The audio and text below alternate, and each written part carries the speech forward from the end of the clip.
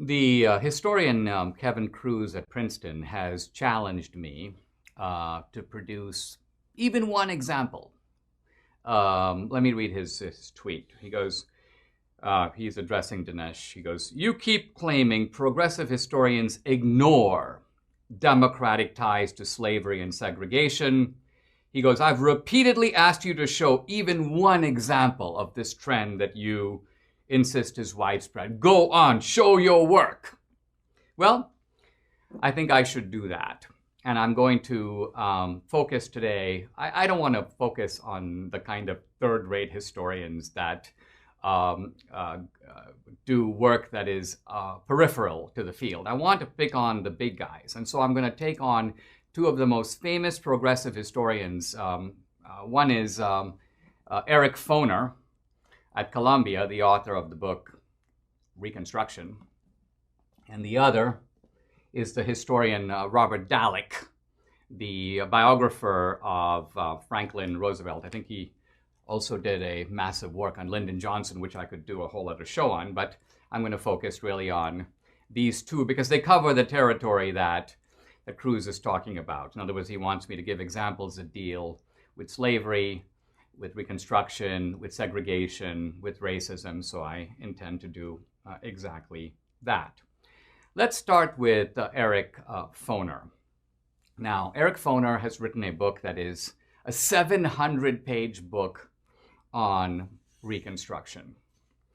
And yet in that book, he leaves something very critical out. So let me say what that something is. After the Civil War, the Republicans got together and passed the 13th, 14th, and 15th Amendments. The 13th Amendment was the amendment that ended slavery permanently. The 14th Amendment established equal rights under the law.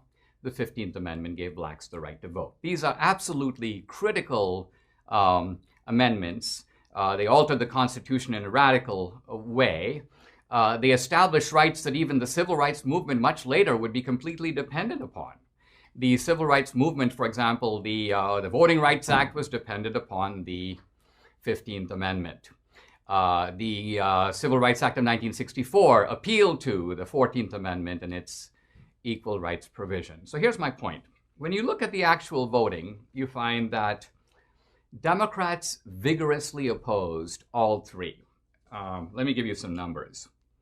The Civil War is over, and you might think that the Democrats, and we're talking here about the Northern Democrats. Remember, the Southern Democrats hadn't even been let back into the Union yet. The Northern Democrats would at least say, hey, the war is over, we need to get rid of slavery once and for all. And yet, the 13th Amendment was supported by the Republicans, and only 16 of 80 Democrats, Northern Democrats, voted for it. The vast majority of Democrats, even after the Civil War, did not want an amendment that outlawed slavery.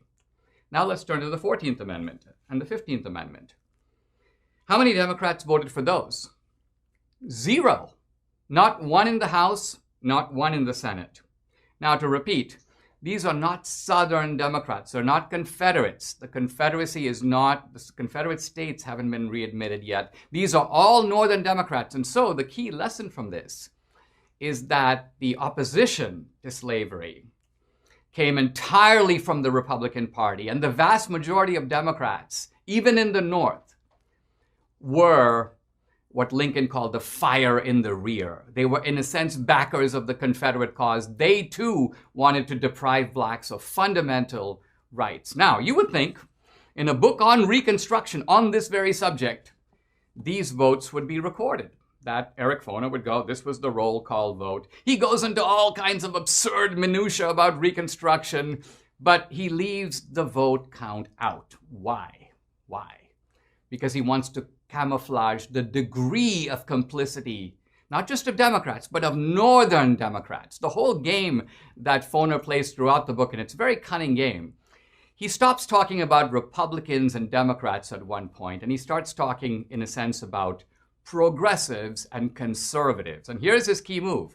Republicans are now described as progressives. Why? Because in Foner's opinion, they are the sort of predecessors. There's no real progressive movement yet, but Foner must think that they're sort of the early version of the progressives. And this is the sneaky move, he starts calling the Confederates and the Democrats in general conservatives. So you notice what he's doing is he's flipping the blame. He's shifting from a partisan roll count to an ideological roll count. And what is his goal? His goal is sort of to link the racist Democrats of the past with conservatives today. That's what he's up to. And all of this is going on through a very sneaky sleight of hand throughout the book. Now, let's begin to ask for a moment, what sense do these terms even make? Now we turn to Robert Dallek and his massive book. Again, this is a book that is, I'm looking at the last page, it's almost 700 pages. So it's another major door stopper. It tells you everything you wanted to know about FDR, except the really damning inconvenient stuff. Now, we learned from the Columbia historian Ira Katznelson in his book Fear Itself that FDR made all kinds of dirty deals with the racists in his own party. FDR was perfectly willing to cut these deals to get the New Deal through. And so what he did was he told a Southern racist, a Southern Democratic racist, listen, if you vote for the New Deal, I will do certain things for you in return. And let's look at what these things are because they're extremely horrific. First, the racist Democrats said, you've got to cut blacks out of the New Deal. You've got to make sure that New Deal programs have an exemption both for farm labor and domestic workers. Why? Because there was a preponderance of blacks in those professions at that time. And so by making them exempt from New Deal programs and benefits, you're basically going to make sure that blacks are cut out of the New Deal. FDR agrees. Number two, the racists of his own party asked of FDR that he continue with segregation, not just segregation that was established by law, but even segregation, for example, of the armed forces. Remember that FDR could have unilaterally on his own ended segregation in the armed forces. The Southern Democratic racists demanded that he not do it.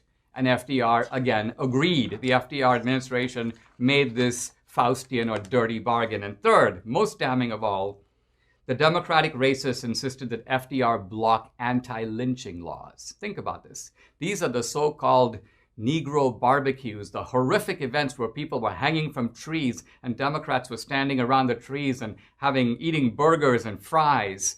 And the Democratic racists told FDR, you've got to block these anti-lynching laws that Republicans are pushing, and the FDR administration agreed again. So think of the price of FDR getting the New Deal. He was willing to go into bed with the worst people in America who happened to be in his own party. Now, where is this described? Where is this laid out? Where is this all spelled out in Robert Dallek's book, Franklin Roosevelt? This 700-page book that is standard reading for all kinds of people who teach about FDR. And the answer is, he doesn't really go into any of it.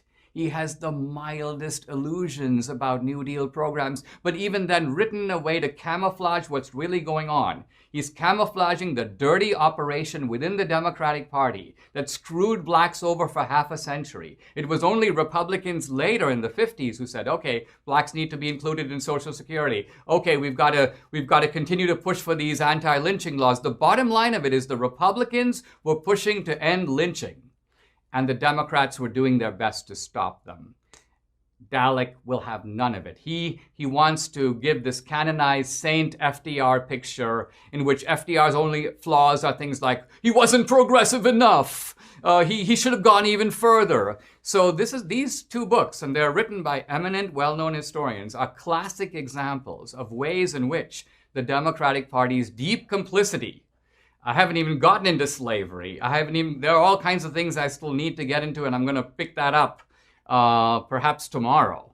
I've only kind of scratched the surface of this whole thing, but I think I've met the Cruz challenge. Give me examples. Give me just one example. I've given two very prominent ones of historians who have done their best to manipulate the record, hide how bad the Democrats really were in all this stuff. And this is the indoctrination that finds its way, not just to students in the classroom, but also into the media and ultimately more broadly into the culture.